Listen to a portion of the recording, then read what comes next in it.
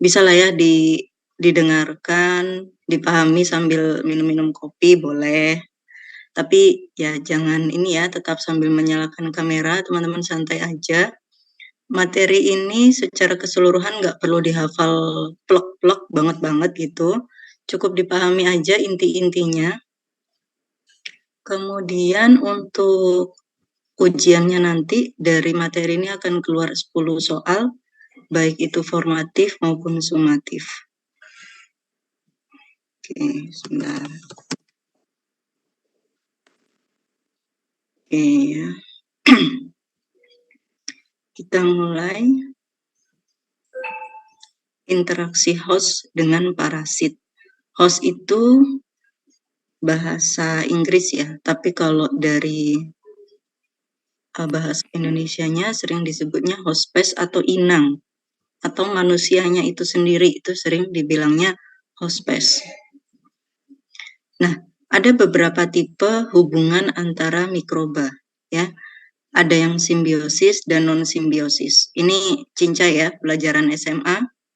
Jadi kalau simbiosis itu dia organisme hidup dalam hubungan nutrisi yang erat, dibutuhkan oleh salah satu atau kedua anggotanya. Sementara kalau non-simbiosis itu dia organismenya hidup bebas. Dia tidak membutuhkan satu sama lain untuk bertahan. Contohnya apa kalau simbiosis? Simbiosis mutualisme ya, saling membutuhkan. Dia sifatnya obligatori, dependen, dan keduanya mendapatkan manfaat dari hubungan tersebut. Selanjutnya yaitu simbiosis komensialisme.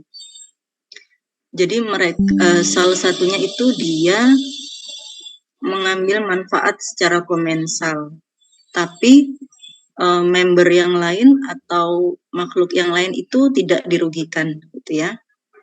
Parasitisme ini kalau yang namanya parasit ya, dia suka menggantungkan diri dan dia mengambil manfaat sementara hospesnya itu dirugikan.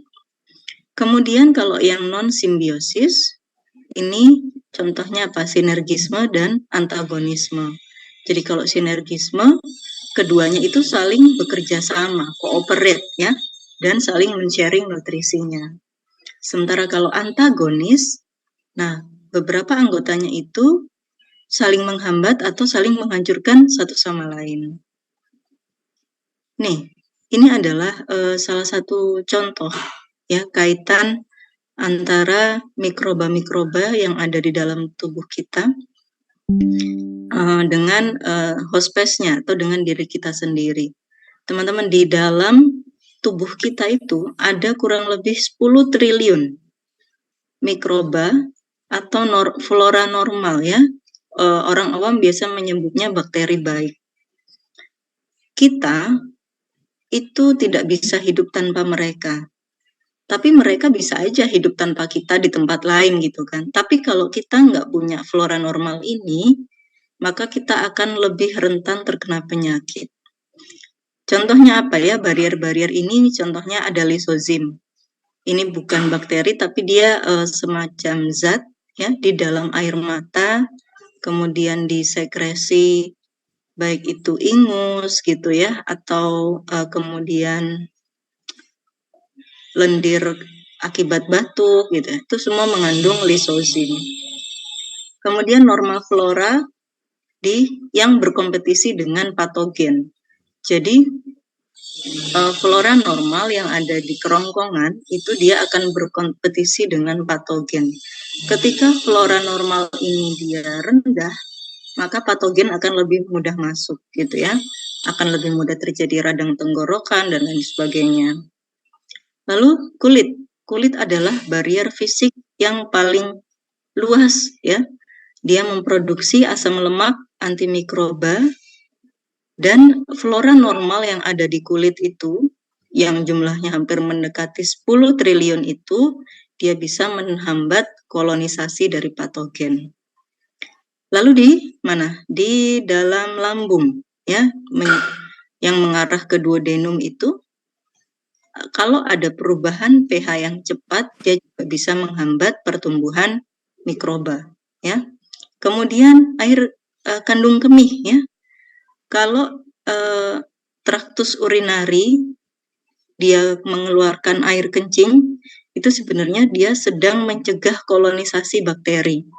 Itulah kenapa seseorang itu nggak boleh terlalu lama menahan kencing, ya, karena khawatirnya akan terjadi infeksi saluran kemih. Kemudian, nih, removal particle, ya, including microorganism by rapid passage of air over cilia, ya. Ini satu kata bersin gitu ya, tapi penjelasan bahasa Inggrisnya panjang banget. Lalu kemudian mukus, ya, lendir, ya, silia yang melapisi trakea itu juga mencegah atau menghambat mikroorganisme yang dari luar. Lalu protein yang ada di dalam darah itu juga menghambat pertumbuhan mikroba. Mukus dan fagosit-fagosit yang ada di paru-paru juga mencegah kolonisasi bakteri, virus gitu ya. Keasaman lambung juga menghambat pertumbuhan mikroba. Flora normal berkompetisi dengan patogen yang ada di usus.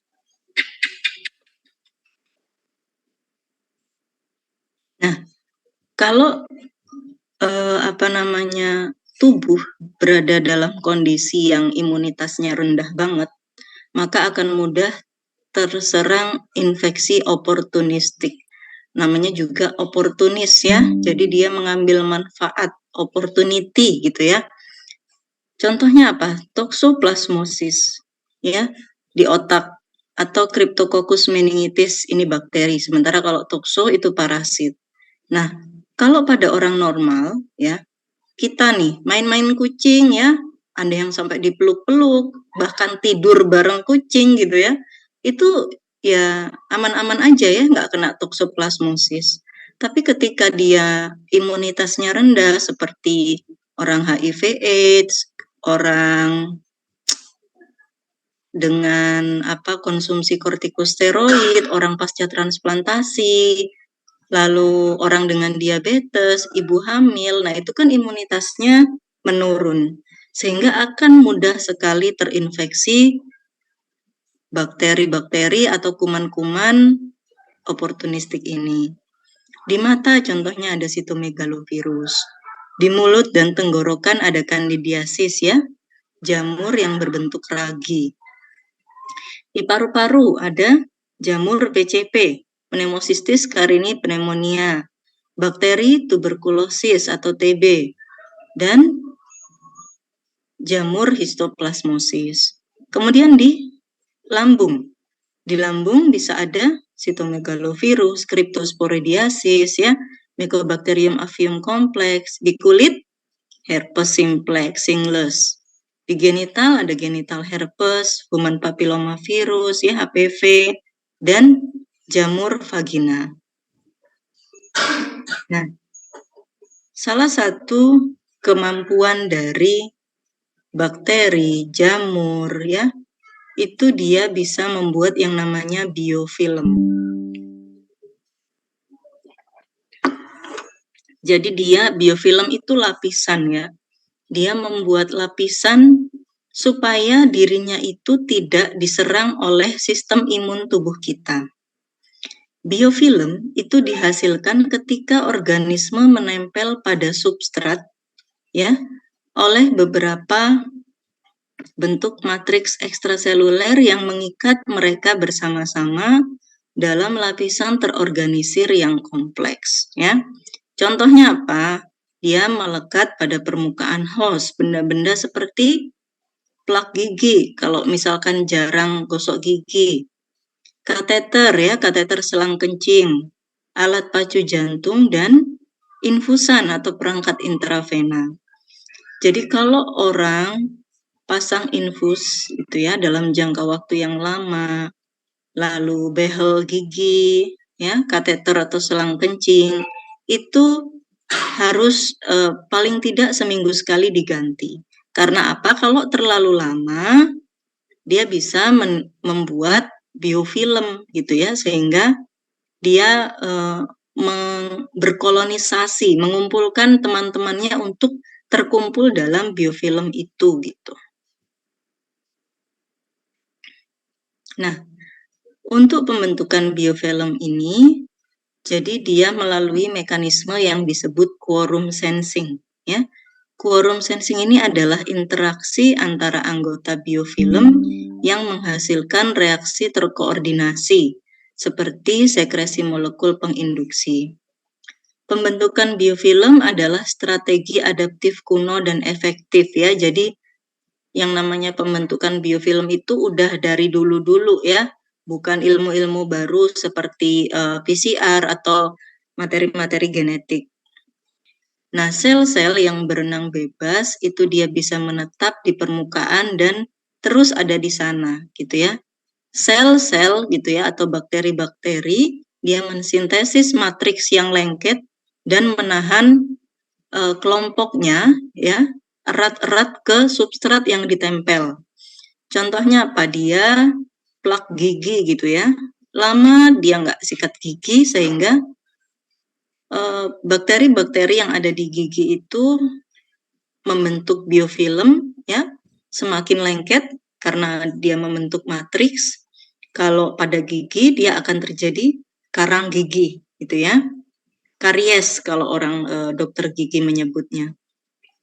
Kemudian kalau si biofilm ini tumbuh dengan kepadatan tertentu atau disebutnya quorum, maka sel akan melepaskan molekul penginduksi yang bisa mengordinasikan respon. Ya, misalnya apa? Pembesaran satu sel dia berfungsi untuk menunjukkan induksi genetik. Contohnya apa? Dia molekul penginduksi merangsang ekspresi gen tertentu dan sintesis produk protein seperti enzim.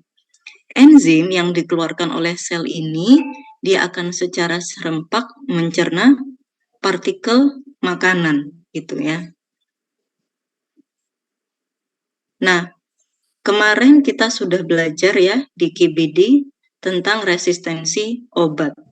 Salah satunya disebabkan oleh pembentukan biofilm ini.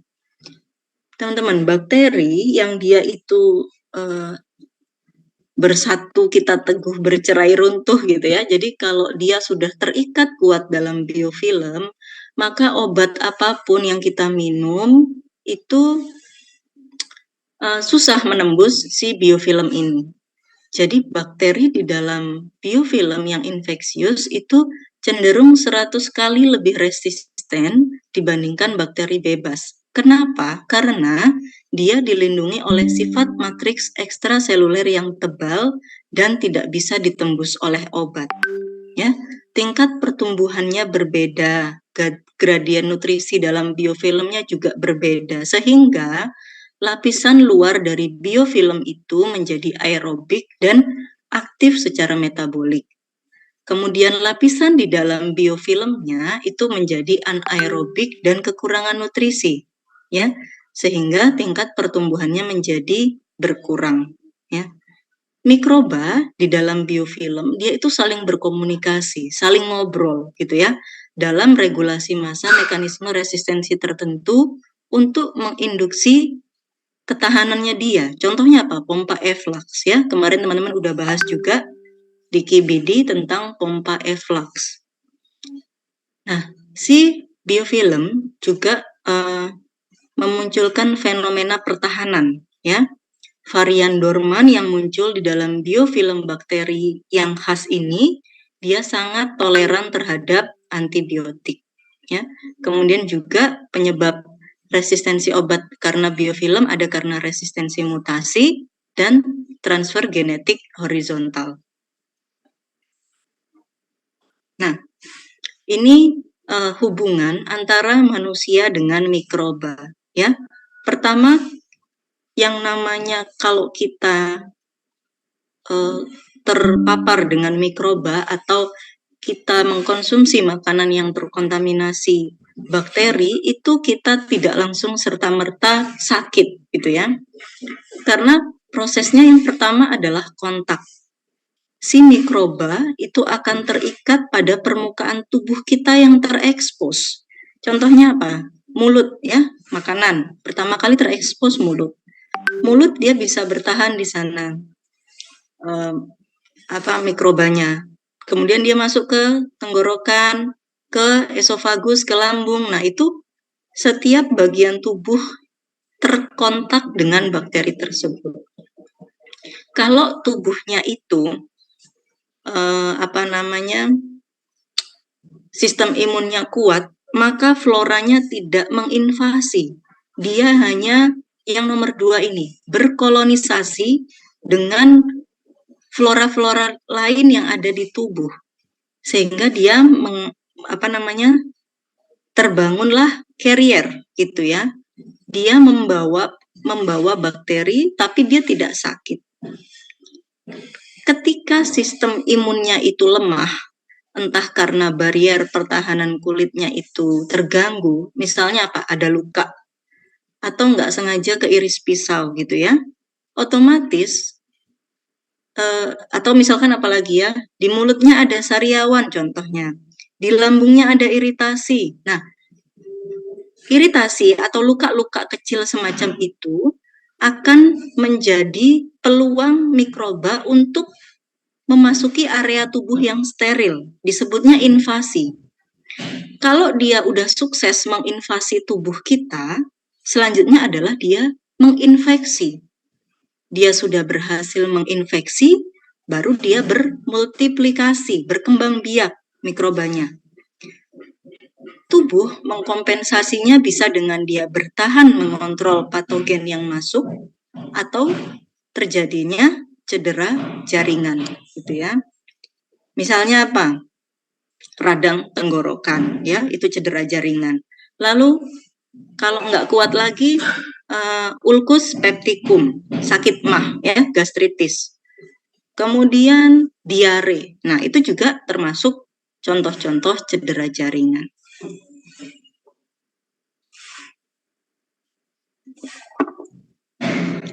Bagaimana terjadinya proses infeksi? Yang pertama, entry of agent. Ya, kalau di buku-buku bahasa Indonesia yang merujuk kepada bahasa Belanda sering disebutnya port d'entrée, ya, atau masuknya atau jalan masuknya mikroba gitu ya. Supaya infeksi itu bisa terjadi, mikroba harus masuk dulu ke dalam tubuh melalui port d'entrée tadi. Lalu kemudian apa? Invasi, ya. Bakteri, parasit, virus, jamur, dia menggunakan mekanisme khusus untuk menempel pada tubuh manusia, lalu dia berkolonisasi di permukaan tubuh yang berbeda. Setelah berhasil menginvasi, dia melakukan aksi patogenik, ya. Bakteri invasif ini dia akan menghancurkan barier dan menembus ke dalam sel gitu ya. Dan dia merilis toksin.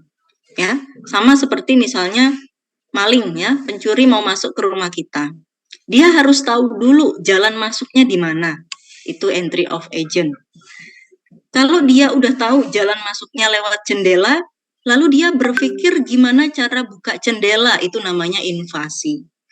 Setelah dia berhasil membuka jendela rumah kita, dia akan mencari barang yang mau dicuri, namanya aksi patogenik gitu ya. Jadi nggak usah ribet-ribet ngebayangin proses terjadinya infeksi. Tapi kalaupun gitu ya, si mikroba ini sudah berhasil menembus tubuh kita, ada beberapa faktor yang mempengaruhi outcome terjadinya infeksi. Pertama dari sisi hospesnya atau manusianya, yang kedua dari sisi mikroba itu sendiri. Dari mikroba itu sendiri tergantung bagaimana virulensinya. Artinya apa? Seberapa dia membawa penyakit gitu ya, virulensi. Dosis infeksi. Kalau cuman sekali aja makan lalapan gitu ya, ya insya Allah aman-aman aja. Tapi kalau setiap hari makan lalapan yang tidak dicuci bersih, atau tiap hari lupa cuci tangan, maka infectious dose-nya semakin tinggi. Selanjutnya apa? Correct portal of entry ya. Jalan masuk yang benar.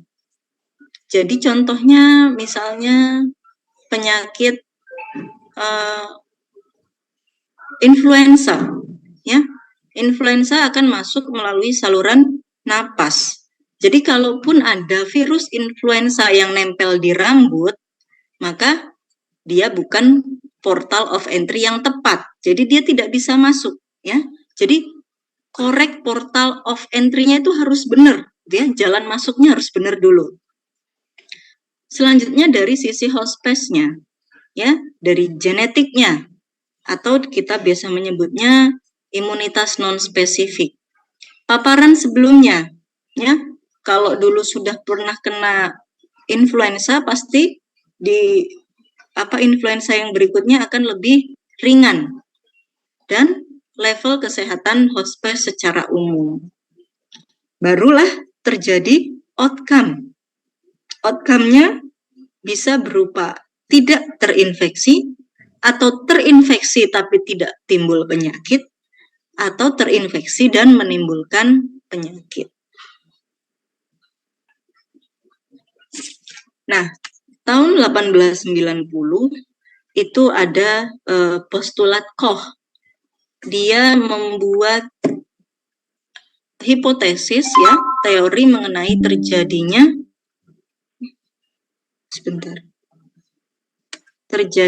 infeksi.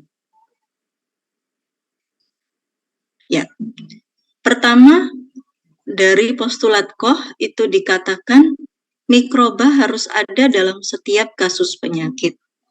Mikroba harus diisolasi dari inang yang sakit dan ditumbuhkan dalam biakan murni. Kemudian penyakit harus terjadi ketika kultur murni dimasukkan ke dalam inang yang rentan yang tidak sakit. Yang keempat, postulatnya adalah mikroba harus dapat dipulihkan dari inang yang terinfeksi secara eksperimental. Tapi kemudian postulat ini, ya, ada pengecualiannya. Ternyata mikroba itu tidak selalu bisa tumbuh di dalam laboratorium. Adanya kofaktor atau faktor genetik dan imunologis pada host space yang ini mungkin memainkan peranan penting.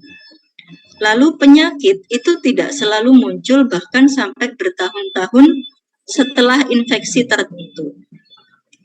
Contohnya penyakit HIV/AIDS, ya. Dia terinfeksi atau HIV ini menginvasi tubuh seseorang hari ini gitu, ya, misalnya, tapi dia bisa merasakan gejalanya 5 atau sampai 6 tahun ke depan gitu. Jadi penyakit tidak selalu muncul sampai bertahun-tahun setelah infeksi. Berikutnya adalah ethical consideration. Ini pertimbangan etis yang dia mencegah penerapan postulat Koch pada penyakit dan patogen yang hanya terjadi pada manusia.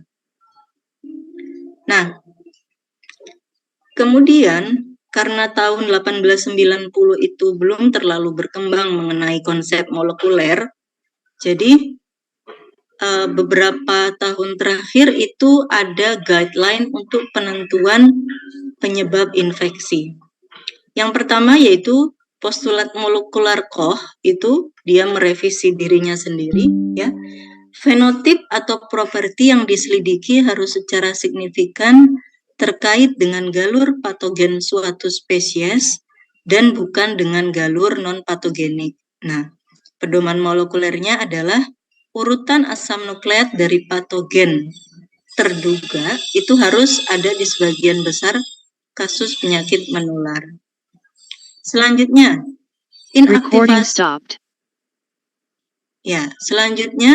inaktivasi gen spesifik atau gen yang terkait dengan dugaan sifat virulensi harus mengarah pada penurunan yang terukur dalam patogenitas atau virulensi. Pedomannya adalah urutan asam nukleat dari patogen diduga harus tidak ada pada sebagian besar kontrol yang sehat. Jika urutan terdeteksi dalam kontrol yang sehat itu harus hadir dengan prevalensi yang lebih rendah dibandingkan dengan pasien yang berpenyakit. Postulat berikutnya secara molekuler yaitu pengembalian atau penggantian gen yang bermutasi dengan gen tipe wild harus mengarah pada pemulihan patogenisitas atau virulensi. Kemudian pedomannya, jumlah salinan urutan asam nukleat yang terkait dengan patogen harus berkurang atau menjadi tidak terdeteksi dengan resolusi penyakit dan harus meningkat dengan kekambuhan penyakit. Postulat ini teman-teman, ini nggak harus teman-teman hafal ya. Cukup ngerti aja bahwa dari tahun 1890 sampai tahun ini, itu yang namanya teori itu berkembang dengan pesat. Bahkan ketika dulu dia menteorikan A, bisa jadi itu berubah gitu ya, menjadi AB atau AC gitu. Nah, pedoman selanjutnya yaitu adanya rangkaian asam nukleat yang berhubungan dengan patogen pada subjek sehat akan membantu memprediksi perkembangan penyakit selanjutnya. Nah, dari tadi kita bicara mengenai patogenisitas. Apa sih patogenisitas? Dia adalah kemampuan organisme untuk menyebabkan penyakit. Ya, patogenisitas itu ada derajat-derajatnya. Disebutnya virulensi. Si virulensi dia ada faktor-faktor yang mempengaruhinya, ya.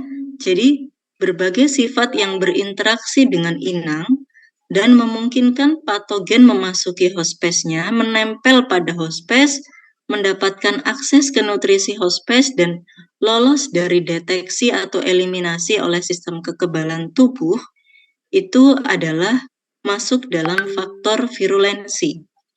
Apa saja itu? Pertama, adherence molekul. Molekul yang mengikatkan bakteri dengan manusia. Enzim ekstraseluler seperti hyaluronidase, kolagenase, koagulase, kinase ya. Racun atau toksin. Ini bisa ekso atau endotoksin. Faktor antifagositik misalnya kapsul ya atau zat-zat kimia antifagositik. Faktor menginvasi siderofor, zat besi ya.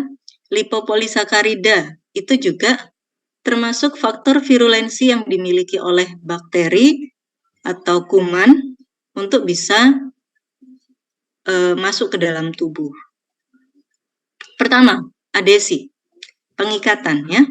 Ini adalah proses di mana mikroorganisme mengikatkan dirinya ke dalam sel manusia.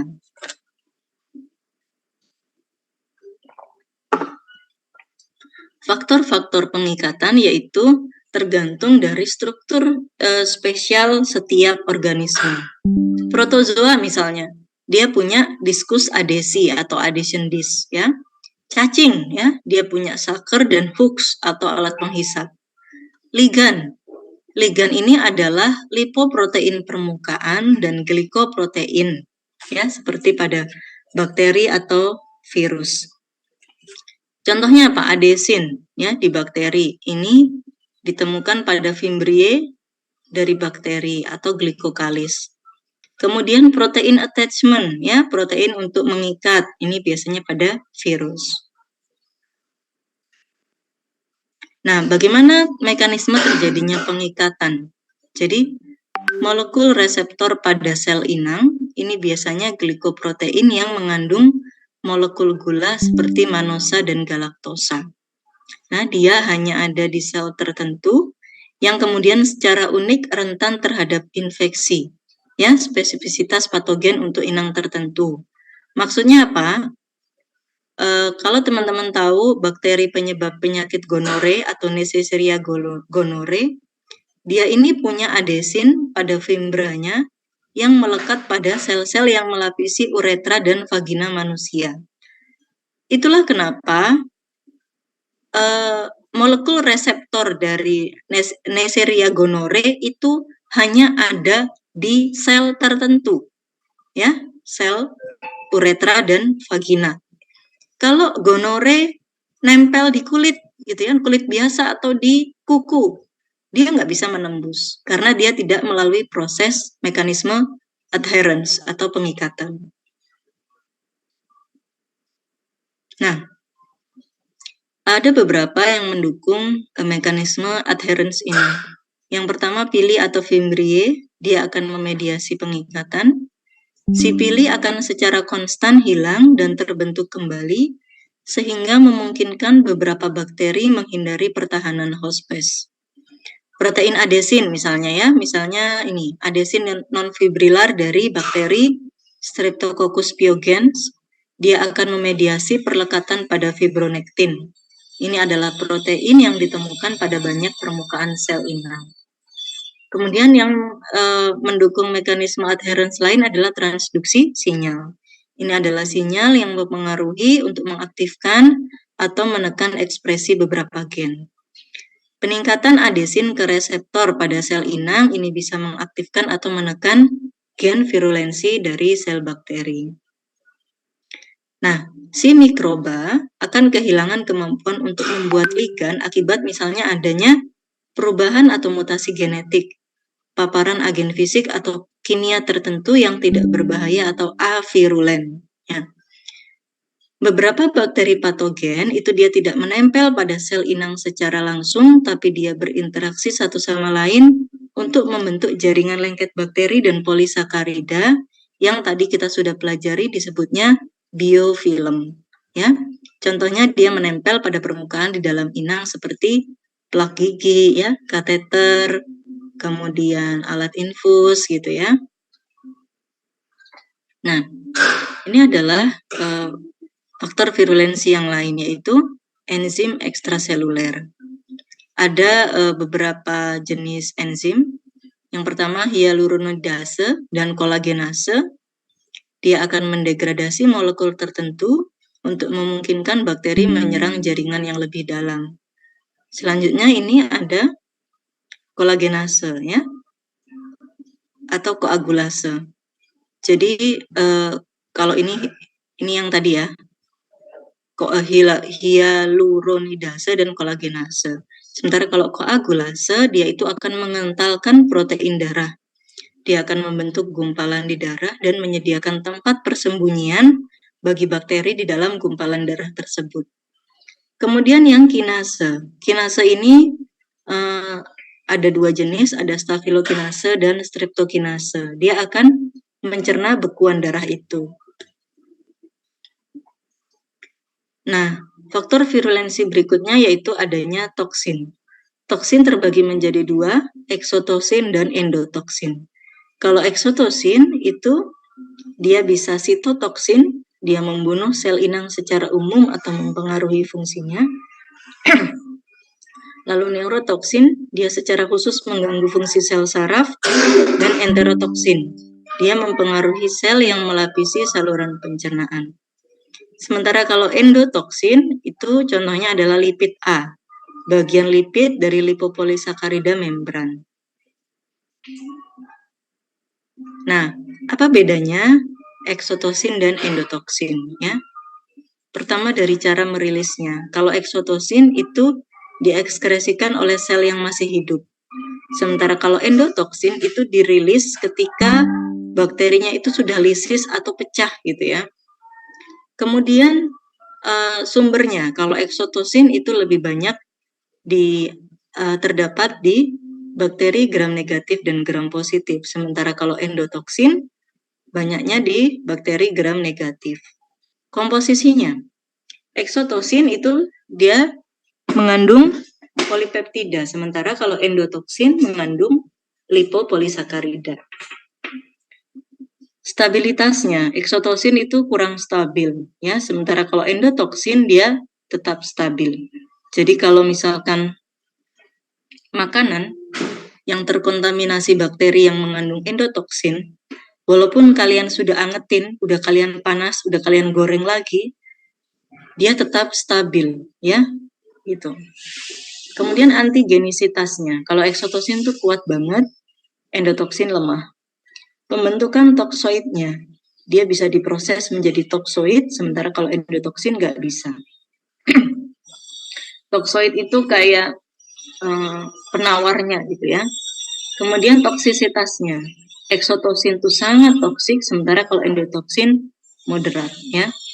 Efek pada tubuhnya spesifik pada sel tertentu, darah, saraf, hati gitu ya, dan tidak ada demam. Sementara kalau endotoksin, efek pada tubuhnya itu sistemik. Dia bisa mengalami peradangan dan demam. Kemudian gen. Kalau eksotosin itu sering dikode oleh gen ekstrakromosomal atau plasmid. Sementara kalau endotoksin dia dikode oleh gen kromosomal. Nah, bagaimana mekanisme aksi dari toksin? Ya, pertama dia bakteri akan menyebar. Ya, dia akan membantu bakteri menyebar di jaringan-jaringan. Lalu dia memblok sintesis protein. Ya, dia akan melisiskan dinding sel host space-nya. Dan dia kemudian memblok fungsi saraf. Contohnya pada bakteri penyebab tetanus. Nah, ada yang istilahnya super antigen, gitu ya. Kalau biasanya si APC, ya teman-teman ingat lagi pelajaran di modul IBD, APC dia itu memproses antigen protein dengan membelahnya menjadi peptida, lalu dia mempresentasikan peptida yang dihasilkan dalam kompleks dengan MHC kelas 2 pada permukaan si APC.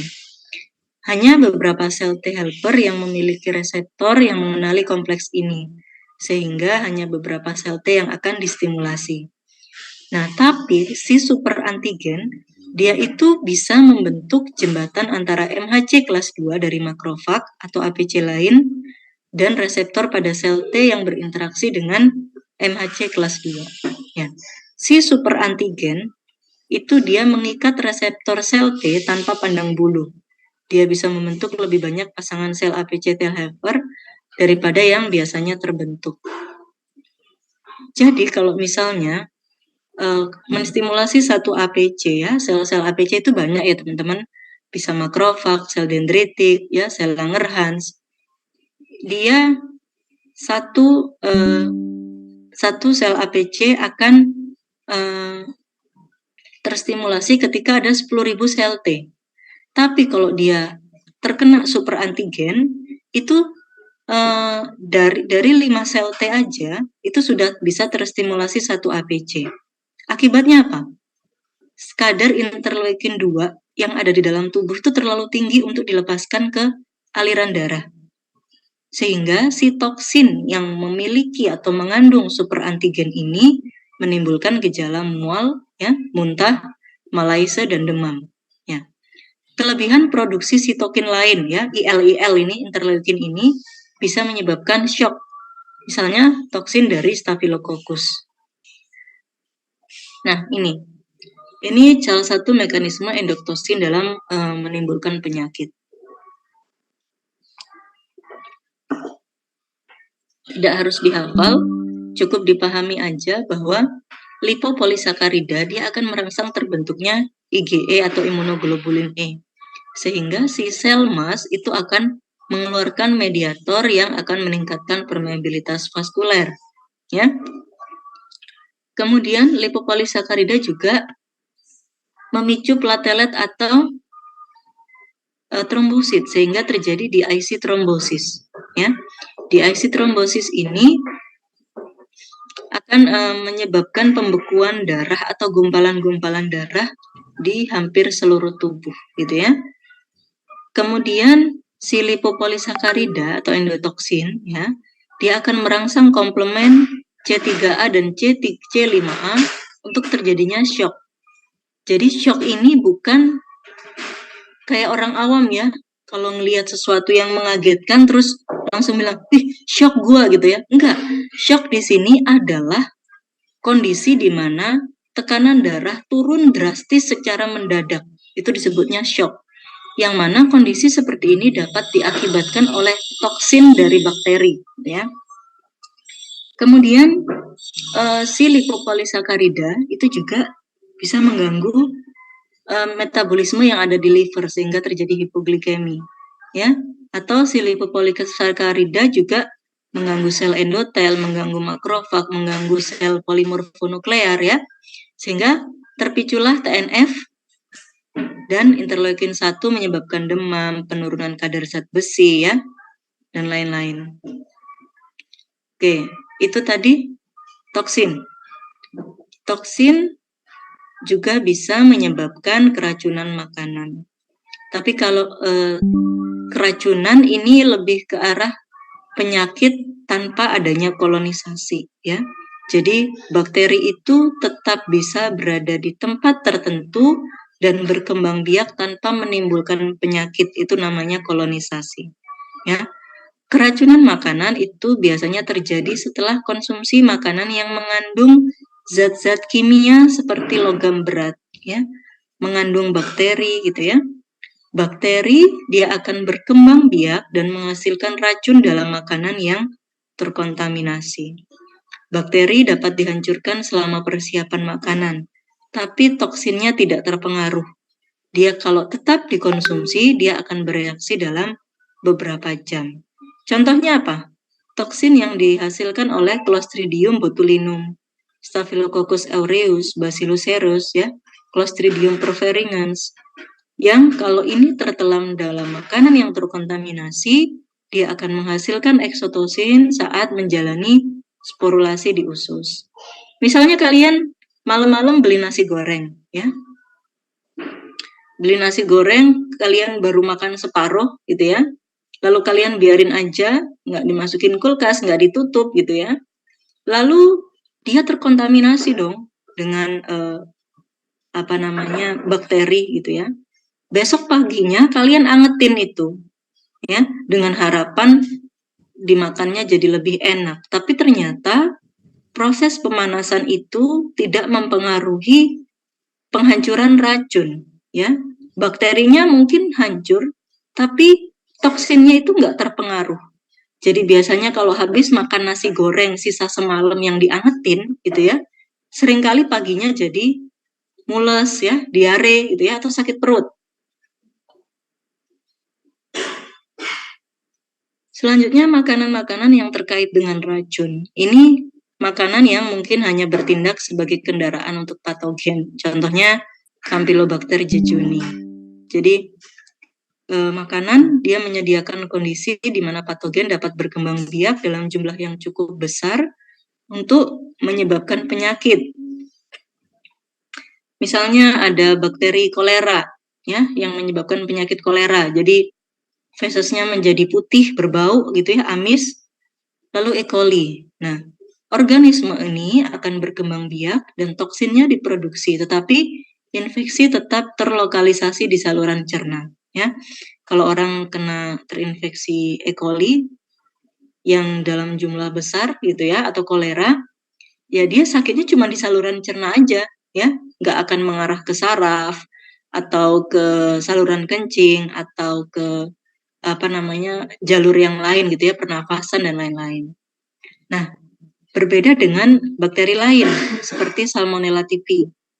Dia akan menyerang, lalu toksinnya diserap, disebarluaskan, sehingga pasien mengalami gejala infeksi sistemik. Contohnya tipes ya. Tipes ini walaupun dia yang diserang itu saluran cerna, tapi dampaknya bisa sistemik.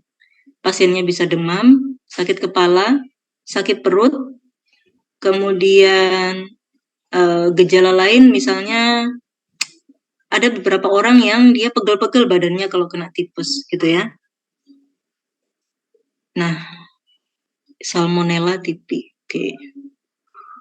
Nah, faktor virulensi yang lain yaitu antifagositik.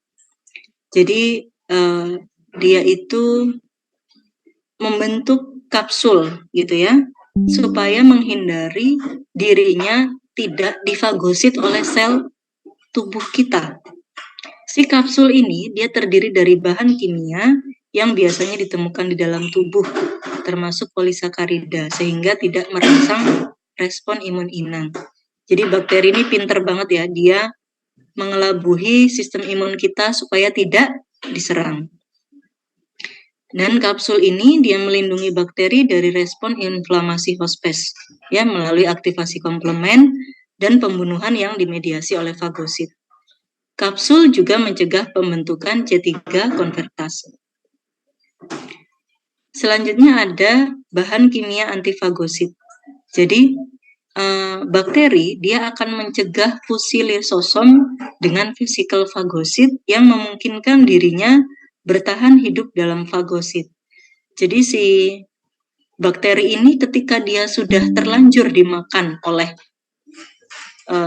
sel imun kita, tapi dimakan doang, nggak dicerna gitu, karena dia mencegah fusi lisosomnya gitu. Contohnya apa? Streptococcus pyogen.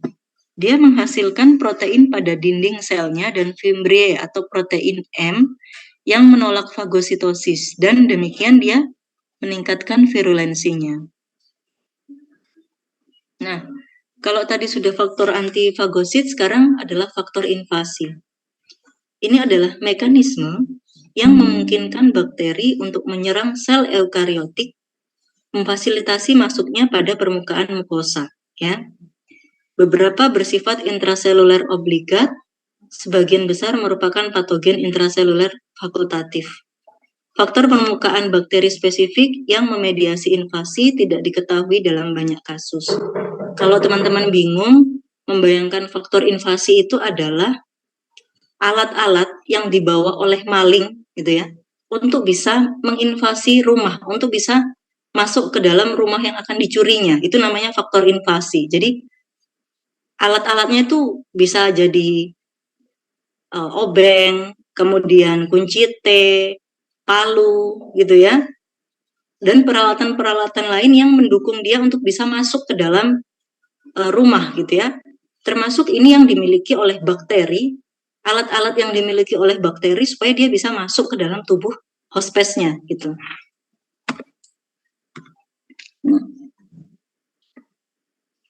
Salah satunya yaitu ada siderofor. Jadi teman-teman, organisme itu membutuhkan zat besi untuk metabolisme dan pertumbuhan. Di dalam darah, besi ini terikat pada hemoglobin atau transferin, ya. Kalau di dalam air susu atau larutan lain seperti air mata, air liur gitu ya, saliva, besi itu terikat pada laktoferin. Si siderofor ini dia adalah zat yang diproduksi oleh banyak bakteri untuk menangkap besi dari inangnya. Jadi dia merupakan bagian dari faktor invasi. Ya, siderofor ini ibaratnya alat ya, alat yang dipakai oleh bakteri untuk bisa menginvasi tubuh kita. Nah, konstanta pengikatan siderofor untuk besi ini sangat tinggi, sehingga bahkan besi yang terikat pada transferin atau laktoferin itu disita sama dia dan diambil oleh bakteri untuk dijadikan kendaraannya gitu. Nah, kemudian mekanisme berikutnya yaitu menghindari respon antibody hospes gitu ya. Si bakteri itu dengan canggihnya dia mengubah antigen permukaan yang dikenali oleh antibody sehingga antibody tidak lagi mengikat. Jadi teman-teman bisa bayangkan, antibody ini dia mempelajari ya, oh si bakteri A itu sukanya sama warna, ini cuma contoh ya, ilustrasi aja. Oh si bakteri A ini sukanya sama warna kuning. Oke deh, aku akan menjadi antibody yang bisa mengenali warna kuning gitu ya. Sehingga aku bisa menghancurkan bakteri itu. Tapi ternyata si bakteri ini cerdas. Entah itu bakteri ya, virus, parasit, dia ini cerdas. Ternyata kalau aku pakai baju warna kuning, aku dikenali loh sama antibody. Coba besok-besok aku pakai baju warna merah. Atau coba walaupun badanku tetap kuning, tapi aku pakai make up warna hijau gitu ya. Contohnya kayak gitu. Jadi dia bisa mengelabuhi antibodi tubuh kita supaya dia nggak dikenali, supaya dia nggak diserang gitu. Nah, dia akhirnya apa? Dia sembunyi dari sistem kekebalan, ya. Lalu dia melapisi diri mereka dengan protein inang seperti fibronectin.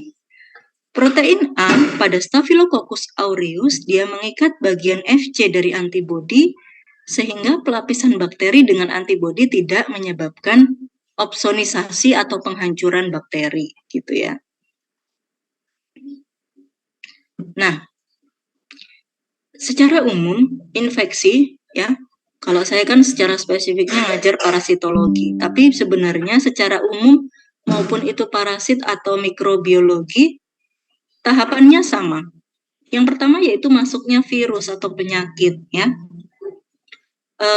Setelah masuk dia terjadi replikasi primer. Kemudian terjadi tropisma atau penyebaran virus di dalam tubuh atau kuman ya.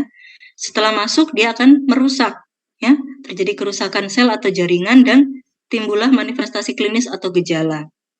Ketika sudah mulai sembuh, akan terjadi pemulihan dan penyebaran virus keluar tubuh atau lingkungan. Nah, contohnya seperti ini, teman-teman. Ini adalah tropisma ya, penyebaran virus di dalam tubuh. Jadi, mekanisme penyebaran dalam tubuh itu bervariasi. Dia bisa dibawa oleh aliran darah, ya, sistem limfatik, saraf perifer, dan komunikasi antar sel, gitu ya. Misalnya, dia spesifik jaringan atau sel, faktor-faktor sel atau jaringan dan yang mempengaruhi tropisma, misalnya adanya reseptor, ekspresi gen virus, dan enzim-enzim yang diperlukan untuk replikasinya. Nah, kalau dia sudah sampai menimbulkan kerusakan sel dan timbul manifestasi klinis, ada yang namanya iceberg concept, gitu ya. Jadi ini merupakan mekanisme pertahanan tubuh dan proses imunopatologis. Masing-masing sel yang ada di dalam tubuh itu punya respon yang berbeda. Responnya bisa bersifat lokal maupun sistemik, gitu ya. Jadi jaringan tertentu itu dia lebih tahan terhadap kerusakan dibandingkan jaringan lainnya. Contohnya apa? Jaringan otak. Dia itu sudah dilindungi oleh Tuhan sedemikian rupa sehingga sulit sekali ditembus oleh infeksi. Ada yang namanya BBB, Blood Brain Barrier. Jadi si BBB ini sulit sekali ditembus oleh penyakit. Berbeda dengan mukosa usus yang dia gampang terserang penyakit. Itulah kenapa kita lebih gampang diare daripada sakit kepala, ya. Nah, konsep iceberg dari infeksi itu ini nggak perlu dihafal ya. Jadi ada respon sel, ada respon host pasca. Jadi kalau misalkan ada paparan tanpa attachment, tingkatan berikutnya adalah multiplikasi virusnya ya tanpa adanya gejala yang terlihat. Kemudian setelah terjadi inklusi, transformasi sel, disfungsi sel, barulah terjadilah klasik atau severe disease gitu ya. Bahkan yang lebih parah ketika selnya lisis, dia akan menyebabkan kematian dari organisme atau manusia. Berikut adalah cara virus menghindari respon imun.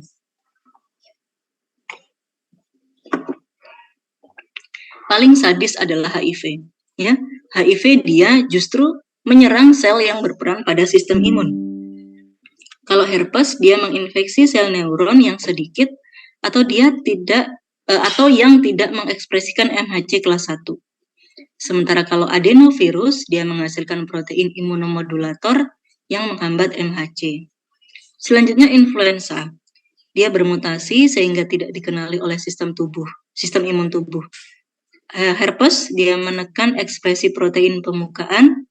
HIV, nah dia juga mengubah antigen permukaan sehingga terhindar dari antibodi. Proses berikutnya yaitu pemulihan dari infeksi. Ada berbagai tipe infeksi ya. Ini nggak perlu dihafal juga, yang penting teman-teman tahu aja. Ada infeksi akut, kronik, laten ya, yang menyebabkan gejala subklinis, recurrent, atau slow progressing. Kalau infeksi akut, pemulihan virus itu, penyakitnya sejalan dengan musnahnya virus dari tubuh. Jadi pada beberapa penyakit, virus itu dia disebutnya self-limiting disease atau penyakit-penyakit yang bisa membatasi dirinya sendiri atau bisa sembuh sendiri. Berbeda dengan infeksi jamur ya. Kalau tadi virus dan bakteri, sekarang adalah jamur. Nah, beberapa jamur itu dia memiliki hubungan komensal dengan manusia dan merupakan bagian dari flora mikroba yang normal. Dia jarang menginfeksi pejamu imunokompeten yang sehat, dan infeksi terjadi jika jamur masuk ke dalam jaringan tubuh, dia diikuti oleh perbanyakan organisme. Kalau kena infeksi jamur itu secara klinis tidak terlihat, ya. Dia baru timbul penyakit ketika adanya cedera seluler dari metabolisme kompetitif, elaborasi metabolit toksit, replikasi jamur, atau gangguan respon imun. Jadi penyakit yang ditimbulkan oleh infeksi jamur itu baru terjadi ketika ada defek kekebalan tubuh, gangguan sistem endokrin dan dan kondisi lemah lainnya. Nah, si jamur dia punya mekanisme adaptasi dan propagasi, ya. jamur dia mengembangkan mekanisme virulensi melalui enzim dan kapsul, lalu dia membentuk morfologinya sendiri, entah itu bentuk ragi, hifa, atau spirula, yang akan memfasilitasi multiplikasi. Contohnya apa?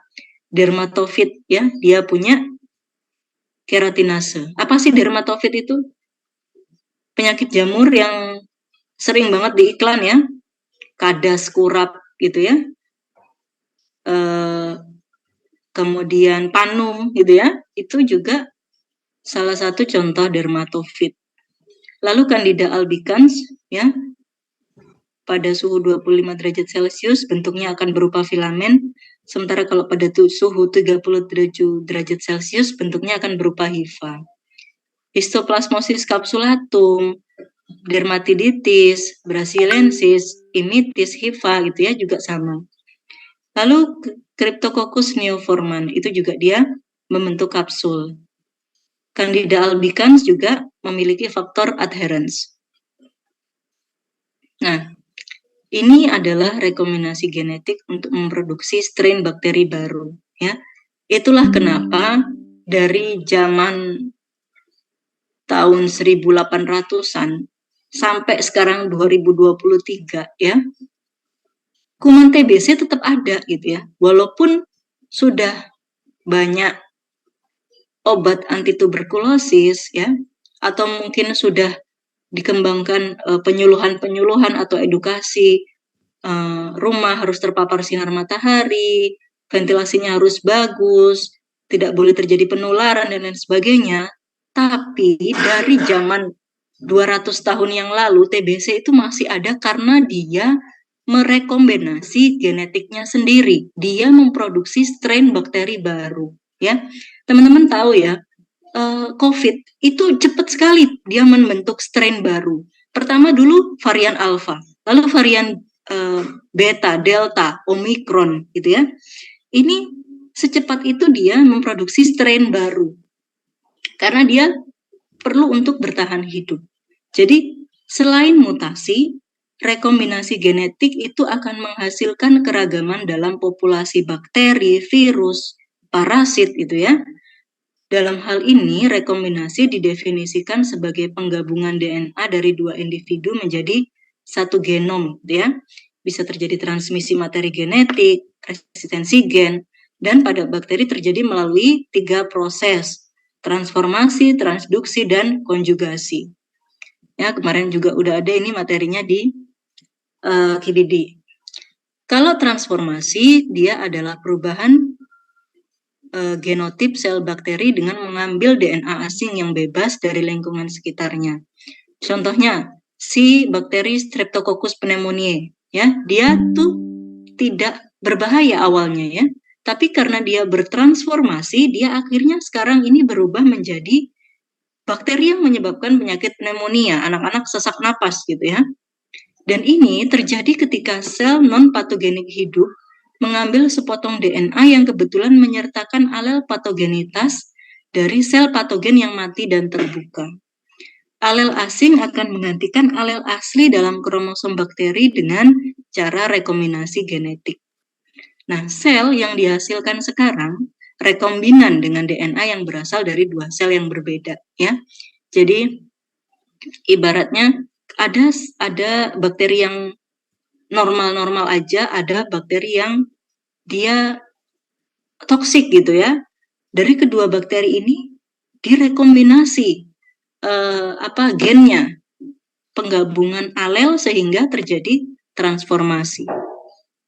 Nah, banyak spesies bakteri yang memiliki protein permukaan yang dikhususkan untuk pengambilan DNA bebas. Protein ini hanya mengenali dan mengangkut DNA dari spesies bakteri yang berkerabat dekat, ya. Contohnya E. coli. E. coli ini itu dia sebetulnya tidak patogen. Tapi ketika dia bertransformasi gitu ya, dia diinduksi untuk mengambil potongan-potongan DNA kecil yang dikultur, dia akan mengganggu konsentrasi ion kalsium yang relatif tinggi, ya, gitu. Nah, selanjutnya adalah transduksi. Dia itu terjadi ketika faga. Apa itu faga? Faga adalah parasit obligat intraseluler gitu ya, atau virus. Ini terjadi ketika faga dia membawa gen bakteri dari satu sel inang ke sel inang lainnya. Dalam transduksi umum, sepotong kecil DNA akan terdegradasi, ya. Sel inang dikemas dalam kapsin dan bukan dalam genom faganya. Nah, ketika faga ini menempel pada bakteri lain, dia akan menyuntikkan DNA asing ini ke inang barunya. Beberapa DNA ini selanjutnya bisa menggantikan daerah homolog sel kedua. Jenis transduksi ini mentransfer gen bakteri secara acak.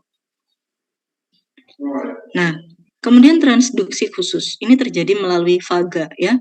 Jadi ketika genom virus profaga itu dikeluarkan dari kromosom ya, kadang-kadang dibutuhkan sebagian kecil dari DNA bakteri yang berdekatan. Gen bakteri ini disuntikkan bersama dengan genom faga ke sel inang berikutnya. Transduksi khusus ini dia hanya mentransfer gen-gen tersebut di dekat situs profaga pada kromosom bakteri. Yang ketiga atau yang terakhir yaitu konjugasi. Konjugasi dia mentransfer materi genetik antara dua sel bakteri yang sementara bergabung. Satu sel misalnya laki-laki menyumbangkan DNA dan pasangannya perempuan menerima gen gitu ya. Jadi dia saling menyumbangkan dan saling menerima. Contohnya piloseks dari jantan awalnya bergabung dengan dua sel dan menciptakan jembatan sitoplasma antar sel ya. Kita bisa lihat di sini adanya jembatan sitoplasma. Nah, yang dimaksud dengan kejantanan dalam hal ini adalah kemampuan untuk membentuk piloseks dan menyumbangkan DNA sehingga dihasilkan dari faktor F sebagai bagian dari kromosom bakteri atau sebagai plasmid. Nah, ini ya, interaksi antar virus, bakteri atau yang lain itu dapat berupa tadi rekombinasi, komplementasi saling melengkapi, reassortment atau perubahan segmen genom, mixing phenotype atau masking phenotype. Kalau rekombinasi, contohnya double stranded DNA virus, dia berekombinasi lebih efisien. Virus RNA, misalnya corona, rekombinasi terjadi pada proses transkripsi. Dan pada rekombinasi itu terjadi antar virus dalam genus yang sama. Sedangkan genom segmen reassortment ya, ini nggak perlu dihafalin ya teman-teman, cukup tahu aja. Contohnya reovirus, virus influenza, bunyavirus, arenavirus ya, atau virus influenza yang menyebabkan antigenic shift atau pembentukan subtipe baru. Contohnya virus H1N1 ya, flu babi, flu burung dan lain sebagainya. Komplementasi. Jadi jika ada dua mutan dengan kerusakan gen yang berbeda, ini dia bisa berbiak ya kalau diinfeksi pada sel yang sama dan bila produk gen yang diperlukan untuk multiplikasi tersebut dapat terpenuhi. Contohnya kalau ada dua virus yang berkerabat, misalnya poliovirus 1 dan poliovirus 3, dia menginfeksi orang yang sama. Maka si genom virus itu bisa terbentuk dan terkapsidasi oleh kapsidnya sendiri atau kapsid hibrid. Partikel virus yang defektif ya, yang merusak. Jadi virus defektif itu dia nggak bisa ya bereplikasi kalau menginfeksi dirinya sendiri, tapi dia bisa bereplikasi kalau dia menginfeksi bersama virus helper yang infeksius. Ada dua jenis, yang mengganggu replikasi virus helper dan yang tidak mengganggu. Partikel virus yang defektif ini dia berperan pada infeksi yang persisten. Nah, ini antibiotik. Antibiotik udah dipelajari kemarin di KBD 4 bahwa dia adalah zat kimia dari satu mikroorganisme yang bisa menghambat atau membunuh mikroba lain bahkan dalam jumlah kecil. Kalau sudah terjadi resistensi, maka kemampuan mikroba baik itu bakteri, virus, parasit atau jamur itu bisa makin tumbuh dengan adanya bahan kimia atau obat yang biasanya akan membunuh atau membatasi pertumbuhannya.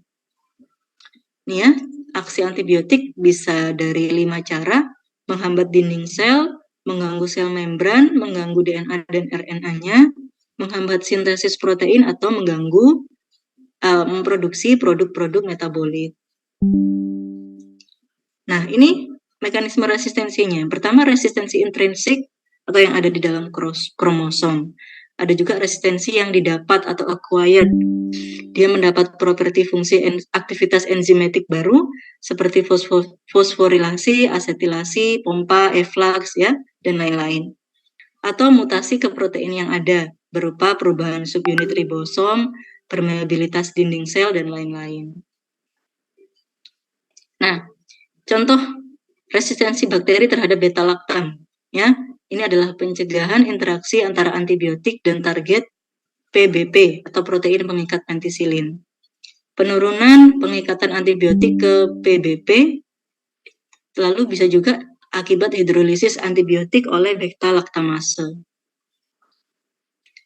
Nah, kalau tadi resistensi antibiotik, kalau ini antiviral, ya. Obat antiviral itu dia sudah semakin maju, ya, terutama di era COVID. Jadi kemajuan dalam pengembangan kemoterapi antivirus itu memang lebih lambat, tapi dia tetap ada kemajuan. Nah, virus yang mana dia adalah parasit intraseluler obligat, dia menggunakan mesin, ya. Dalam tanda kutip, dia menggunakan mesin dan enzim biosintetik sel inang.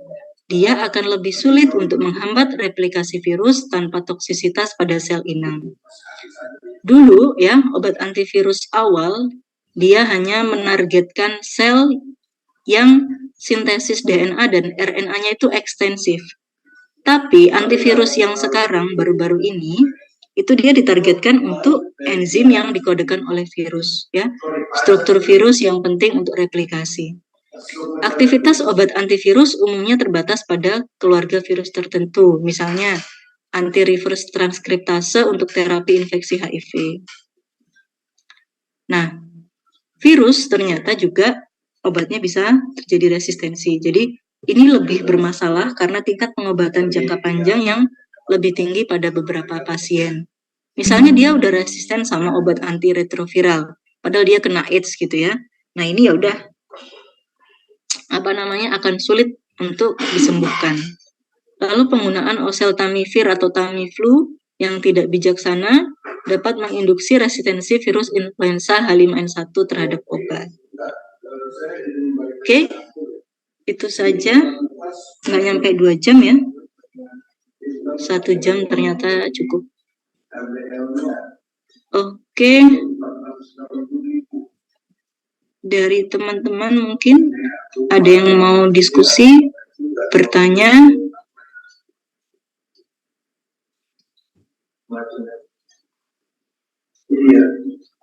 Silakan Lutfi. Baik dok, izin bertanya. Saya ingin bertanya yang bagian, sebentar saya lihat catatan lagi.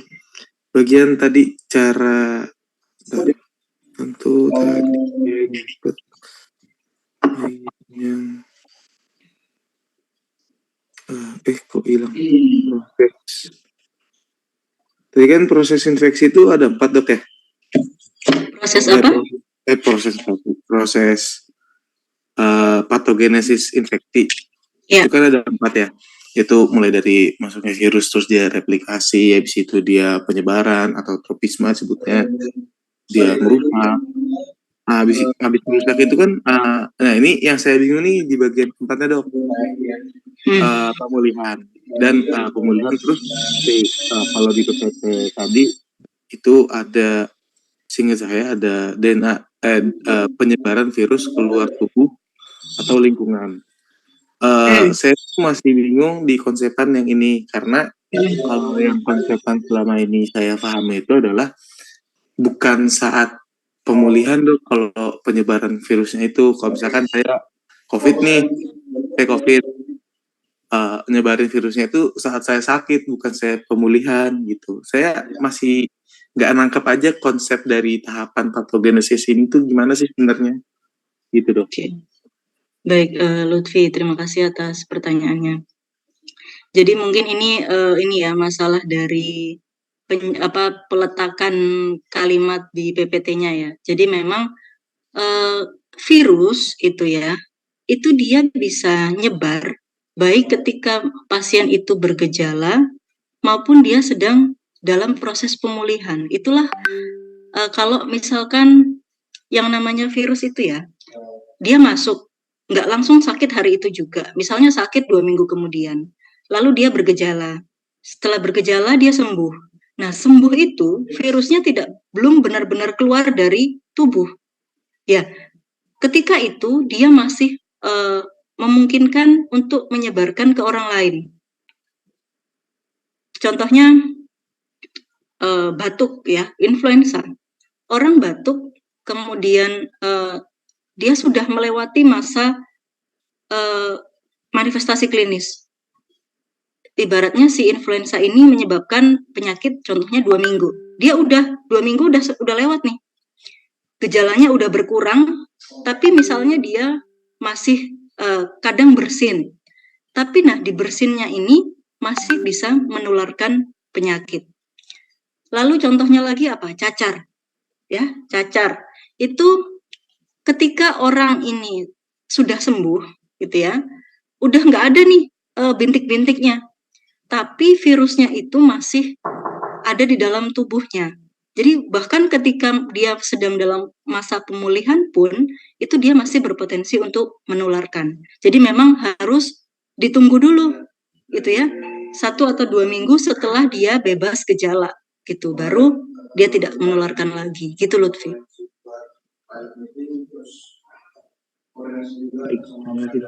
Oke, sama-sama.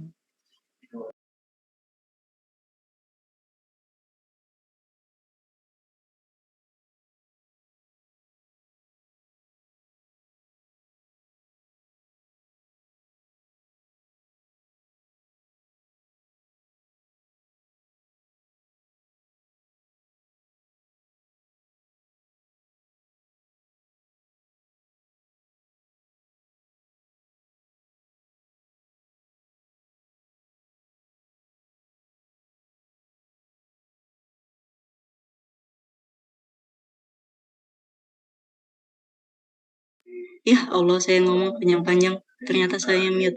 Ya silakan Fatoni.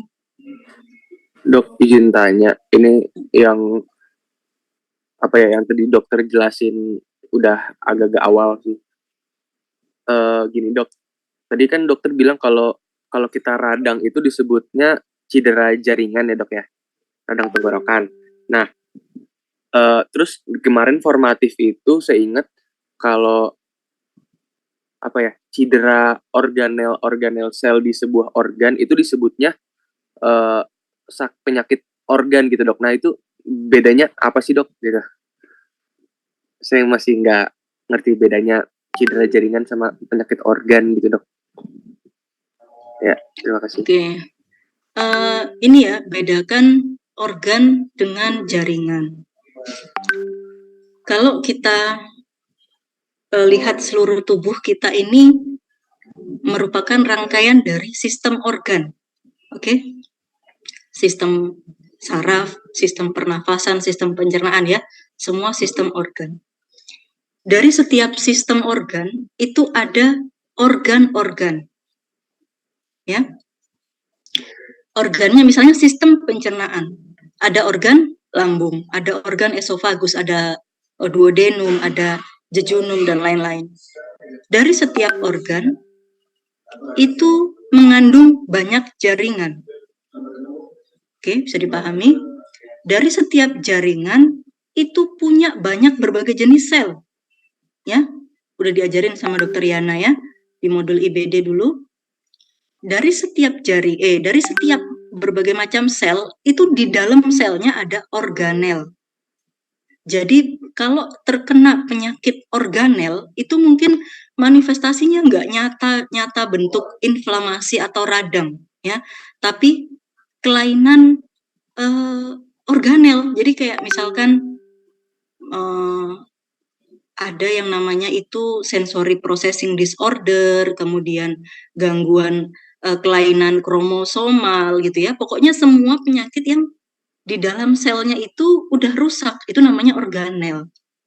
Tapi kalau yang tadi, misalkan peradangan, itu lebih ke arah cedera jaringan. Karena bukan di dalam selnya yang rusak, tapi kaitan-kaitan antar selnya ini yang rusak gitu, jaringannya yang rusak gitu. Saya belibet nggak ngejelasinnya ya, Fatoni? Enggak dok, bisa dipahami. Sip. Oke. Makasih dok. Sama-sama. Ya, oke. Saya mungkin agak sedikit ngasih kuis ya. Kalian cukup jawab benar atau salah. Coba, saya mau tanya siapa ya? Mau tanya, saya random aja ya, nggak ada tendensi kenapa saya nunjuk ini gitu ya, jangan berpikiran negatif. Coba Ezra Ahmad Zarko. Hubungan mikroba dengan hospes itu bisa berbentuk simbiosis dan non-simbiosis. Benar atau salah, Ezra?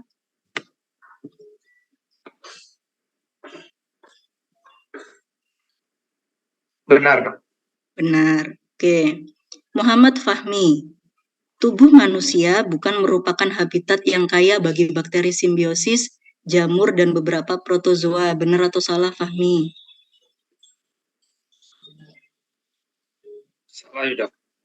Salah. Oke. Muhammad Afif. Siapa ini? Afif Hari. Ya. Toksoplasmosis adalah salah satu infeksi oportunistik. Benar atau salah, Afif?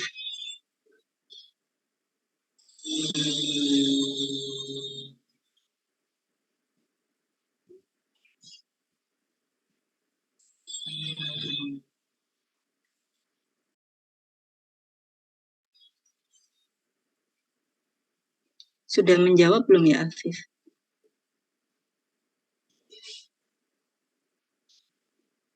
Benar, dok. Benar, oke. Refki Priyanka. Ketika organisme menempel pada suatu substrat, tidak akan terbentuk biofilm. Benar atau salah, Refki?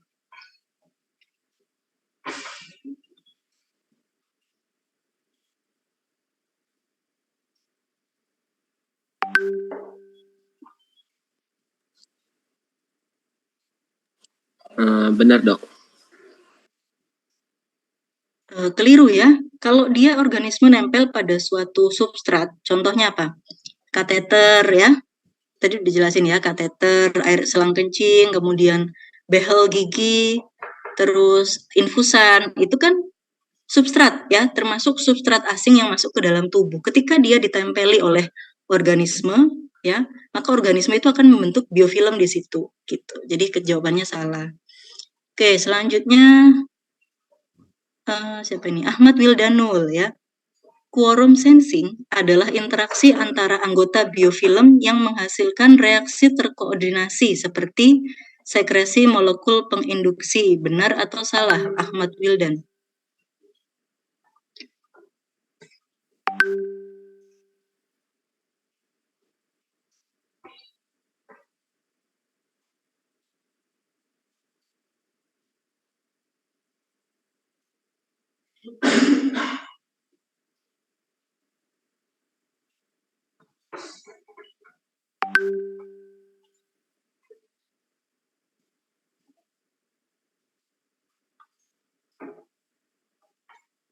Benar nggak, dok?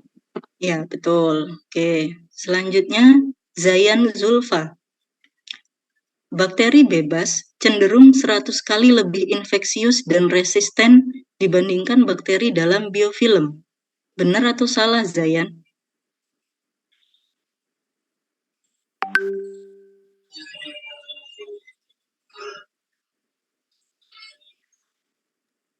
Salah bukan, dok? Salah. Yang benar apa, Zayan?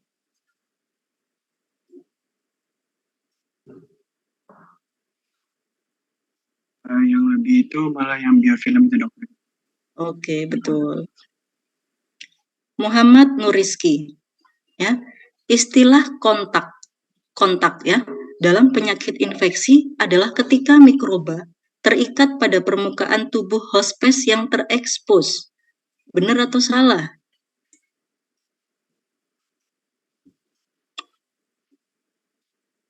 Benar dok. Benar, oke ya. Setelah dia berhasil kontak, dia akan terikat, adesi ya. Setelah dia berhasil mengikat, dia akan menginvasi. Setelah dia berhasil menginvasi, dia bisa masuk, dia akan melakukan aksi patogenitas. Oke. Kemudian siapa lagi ya?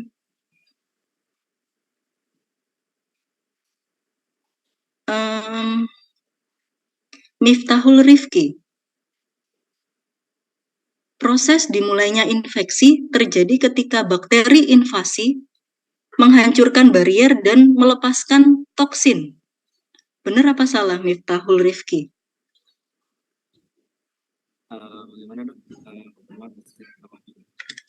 Oke, proses dimulainya infeksi terjadi ketika bakteri menghancurkan barier dan melepaskan toksin. Benar apa salah? Proses mulainya infeksi itu dari situ. Salah. Salah. Yang benar? Harusnya itu nanti dia kayak masuk dulu. Oke, masuk dulu. Ya, sebelum masuk apa dia? Apa ya?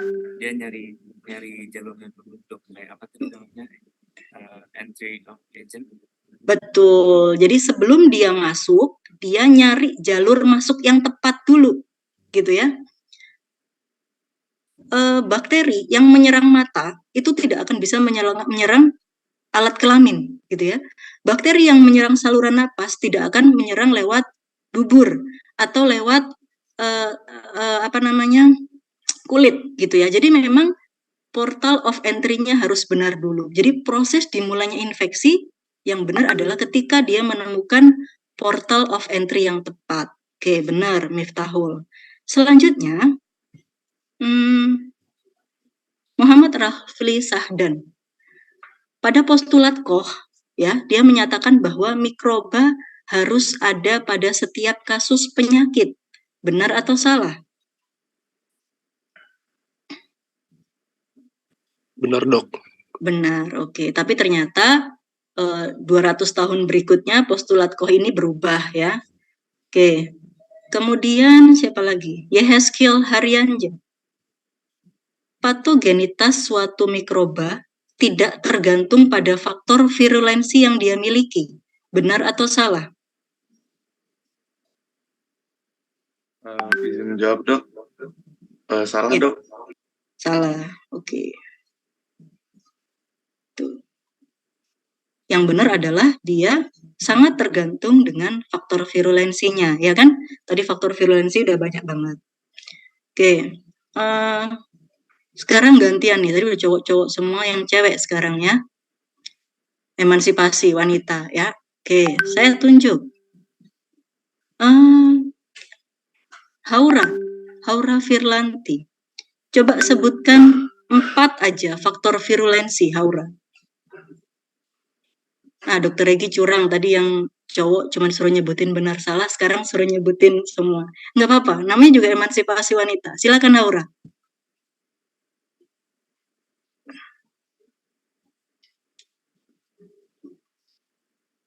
Faktor virulensi kan ada banyak tuh tadi. Sebutin 4 aja.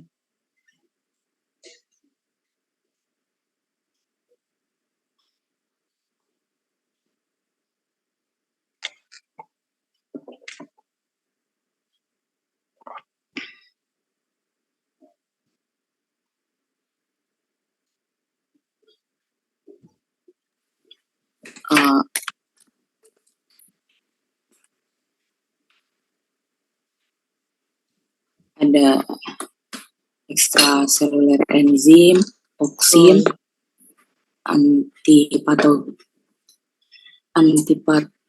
antipagositic faktor, sama invasion faktor. Oke, betul ya. Ada juga molekul adherence. Kalau biofilm masuk nggak faktor virulensi?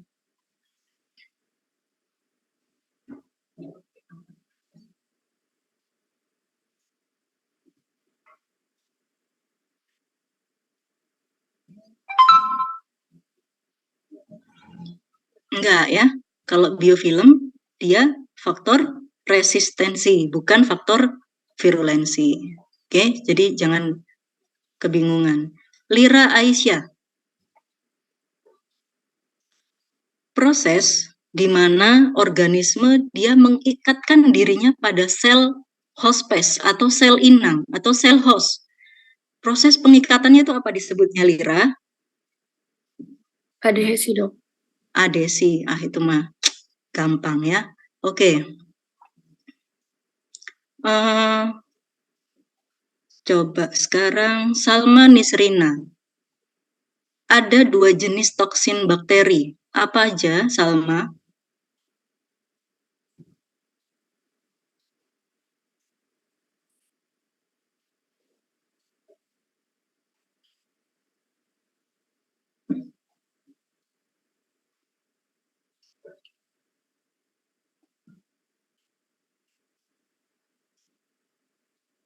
Eksotoksin sama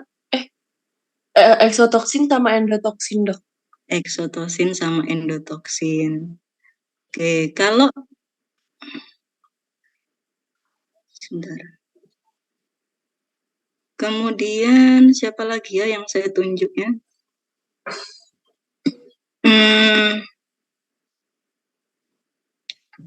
Kalau sebentar.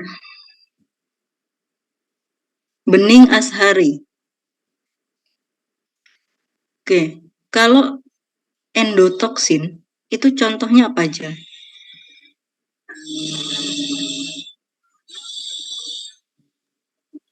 Contohnya itu lipid A, Dok. Bagian lipid dari lipopolisakarida membran. Oke. Amanda Sucianti. Kalau eksotosin contohnya apa aja?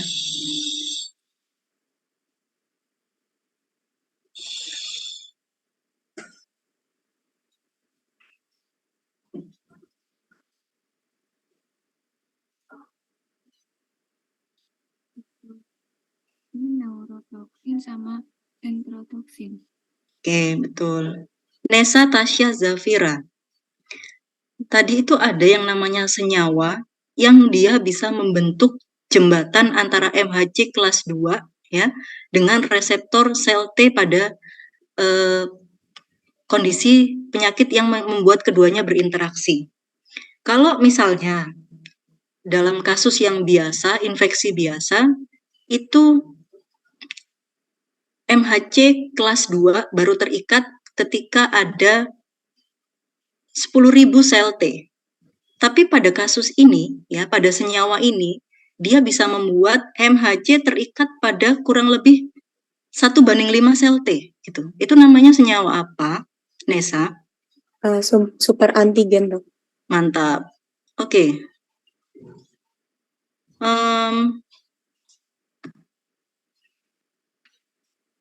Sebentar, siapa lagi ya? Nadia Aisyah. Nadia, mekanisme yang memungkinkan bakteri untuk menyerang sel eukariotik atau hospes, lalu dia memfasilitasi masuknya mikroorganisme pada permukaan mukosa hospes, disebutnya faktor apa? Yang tadi saya cerita, kalau maling dia punya peralatan-peralatan untuk bisa menembus rumah orang gitu ya. Itu apa? Faktor invasi bukan, Dok? Faktor invasi, betul ya. Cuman kan kalau di dalam soal ujian saya nggak mungkin bilang maling, obeng, palu gitu ya. Jadi bahasanya itu mekanisme yang memungkinkan bakteri untuk menyerang manusia gitu ya. Jadi teman-teman perhatikan sekali kalimatnya. Oke, terakhir nih ya. Sebelum nanti kuliah onkogenesis dari Dr. Kenny yang itu mungkin akan membuat kalian butuh paracetamol saking sakit kepalanya. Satu pertanyaan terakhir sebelum kalian istirahat. Pingkan Ananda. Zat yang diproduksi oleh bakteri supaya dia bisa menangkap molekul zat besi dari inangnya. Disebut zat apa?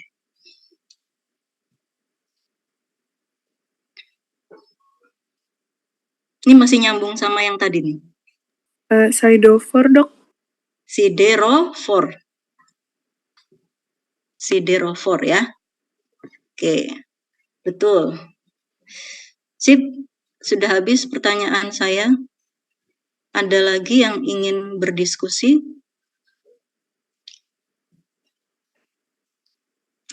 Nah, ini saya nggak tahu ya, kan untuk minggu keempat nanti, itu apakah kita bisa ujian remedialnya itu di hari Rabu atau enggak? Karena dengar-dengar ada yang Idul Adhanya tanggal 28 gitu. Jadi kemudian pemerintah menetapkan libur panjang itu ya.